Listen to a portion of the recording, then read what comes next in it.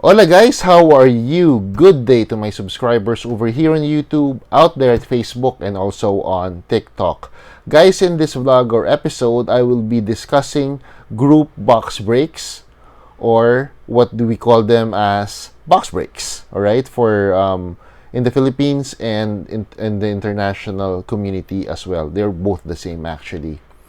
The way we do box breaks over here and then abroad. But before that, I'd like to please invite you to please follow me on Instagram. That would be at timduncan21_card collector. And also, please follow us over at Facebook at Off Center. That is my podcast group. Please follow us there. And the podcasts usually happen between 9 p.m. to 12 midnight, Fridays, Philippine time. Alright, so I'll see you there. So let's discuss the box breaks, how we do box breaks here and abroad. All right, let's go.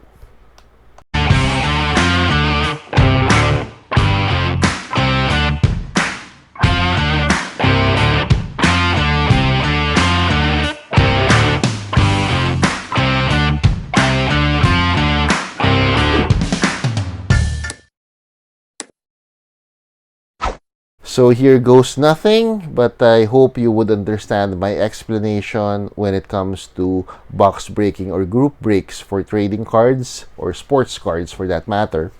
I will be discussing mostly the NBA cards, but as you know, I'm not really that familiar with the teams in the other major sports in the US, all right, like the NHL hockey, soccer, or even baseball and football. All right, so I'll be discussing mostly about the NBA. I'll be giving examples of NBA cards, box breaks on NBA cards.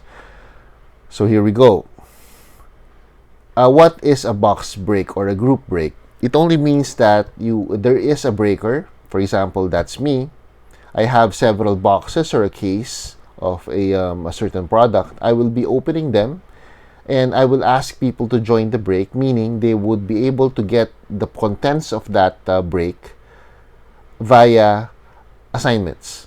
Meaning, if, for example, you join the break, my break, for example, and you get the team Lakers, the Los Angeles Lakers, all of the players that are in the Lakers uniform or stated as a Laker player, you would get them.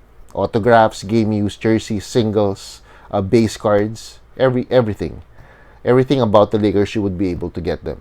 All right, because you are assigned the Lakers as the Laker guy for that break. So there are two kinds of breaks. For you to be assigned, there are two of a certain team. There are two kinds of breaks. One is called the PYT, or the pick your team, and the second one would be the team random, or the TR. Alright? Meron pang isa, this is called the snake draft, but it is comparable to the team random. Depende kasi yung snake draft, kung kukunti lang yung cards, there are only a few cards from that box or set or case for that matter. Hindi kakasya yung 30 teams ng NBA. So what is a team random, and what are the pros and cons of a team random? When you do team randoms, you have a chance to get the best team on a certain break. Because, as you know, for example, in hoops, today's hoops, if you look at the checklist in Cardboard Connection, you would find there the most valuable cards, right? Right now, with the 2022 to 23 draft, the number one pick was actually Paolo Banchero. We all know that. So that means Orlando Magic is the best team from that break. For example, from a hoops box break or a case break for hoops. So because there is a chance for you to be able to get the rookie cards of Banchero and also his autographs and game use jerseys, for example. So that means if you get the Orlando Magic, that means you're lucky from a team random break, because it is randomized. Meaning, when you say team random, the teams are randomized and the names are randomized, the joiners, and they are assigned to each other through randomization. So each joiner has a chance to get the best team. All right?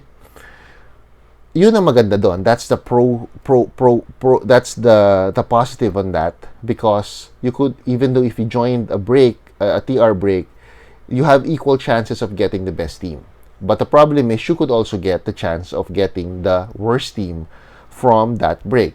There are certain, the worst teams are the ones who don't have any autographs from the set, those who don't have any significant rookies from that set or from that break. Alright? Doon nagkakaiba doon.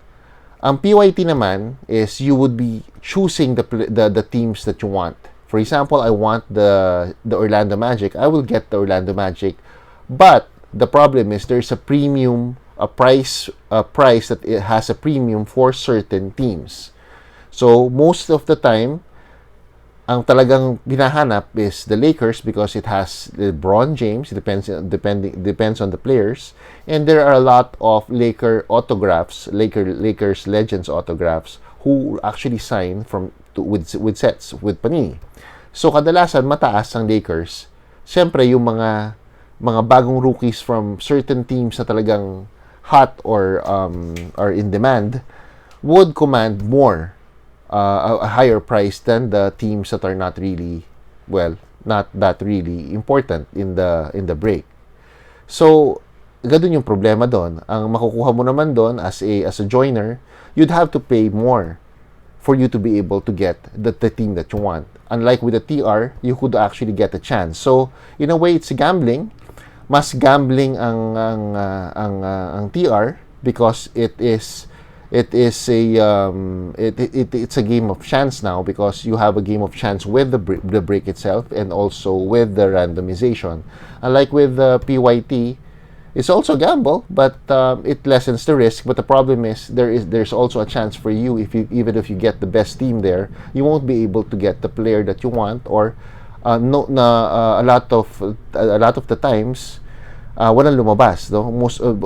Every time that the breaker would open a box, for example, no Laker autographs or no Laker memorabilias or Laker short prints came out.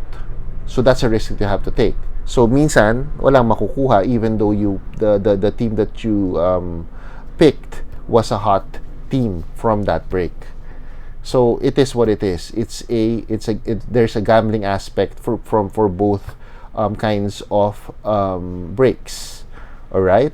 So what is a snake draft? A snake draft, for example, kadalasan yan, ginagawa yan with Immaculate, with National Treasure Suit. They only have about a certain number of cards. For example, if you open a National Treasures box, there's only let's say 10 cards from that box, and it's expensive. So only 10 teams, the only 10 joiners would join, or 10 slots would be opened. And ang mangyayari, snake draft means that whoever gets number 1 chooses first. So it's a snake draft. So habang tumatagal, hanggang makuha mo, ikaw napunta doon sa pinakahuli, for example number 10, you'd get the worst card most probably. So ganun lang yon. So the first pick up to the 10th pick. That's how the snake draft goes. Alright? No. So now, do I like box breaks? To be honest with you, I haven't really joined a lot of box breaks. I have joined only one box break actually in my lifetime. And because I have stopped opening since 2000, I think that was 2001 or 2002 boxes, because of the gambling aspect. But to be honest with you, box breaking is part of the ecosystem of cardboard collecting, because without people who break boxes, who do personal breaks, the cards won't circulate, and that's the day that the hobby would die, because no one is opening boxes. Alright? Yun lang, ganun lang kasimple. I'm not advocating it, I'm not also against it. You have to do it in moderation. But ako, in my opinion, I don't have the budget for it anymore. So, and I have no the feeling of that, the feeling of the gambling aspect, that feeling, I don't have it anymore in my system. I actually brushed it off since 2001 or 2002, if I remember correctly. There's a reason, there's a story behind that, why I decided not to open boxes and just buy singles. Again, meron din pros and cons doon. Pros is nakakatipid ka, But ang cons dun is you won't be able to get steals from box breaking, because if you how could you get a logo man worth $2 million, for example, if you don't open boxes and just buy singles unless you're really rich. All right, so that's it. All right, so nasabi ko na sa inyo yung kinds of box breaking and group breaks, and the pros and cons of each one. But again, I'm not advocating and I'm not actually against it. And there are a lot of box breaking groups over at Facebook, especially in the Philippines and all over the world, and even in YouTube. But in the Philippines, for my Pinoy viewers, marami pong mga box breaking groups scattered all over Facebook. You just have to look for them.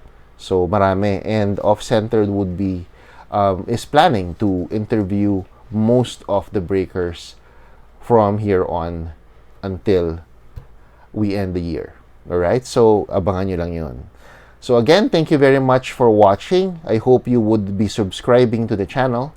And also, please do follow me on Instagram. And also, do follow me over at my Facebook group, for my podcast Facebook group over at Off-Centered. Paki-follow lang po. You would learn a lot of things as we interview